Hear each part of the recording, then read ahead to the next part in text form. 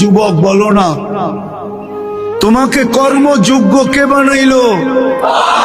কর্মযোগ্য কে রাখলো? যদি অসুস্থতা দিয়ে বিছনায় ফেলায় রাখতো কি করতে? কি করার ছিল? অভিযোগ, থানায় কেস, কোর্টে যায় আপিল, র্যাবের কাছে নালিশ, কি করার ক্ষমতা ছিল?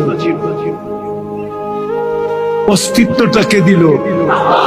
কর্মযোগ্য কে বানাইলো? কর্মযোগ্য কে রাখতেছে? কতটুকু নুন খাই, গুণ কতটুকু গাই? গুণ তো গাই না আল্লাহ। চলেন দেখি জান্নাতের একটু ধারণা দিয়া কার মনে এই আগ্রহ জাগে যে আমি চাই আল্লাহ আমাকে জান্নাতের বিনিময়ে কিনো। এই আগ্রহটা কার মনে পয়দা হয়? একটু জান্নাতের ধারণা দিয়া দেখি। আল্লাহ কিন্তু জান্নাত দিয়ে কিনতে চাইতেছেন। কিনবে কে? ক্রেতার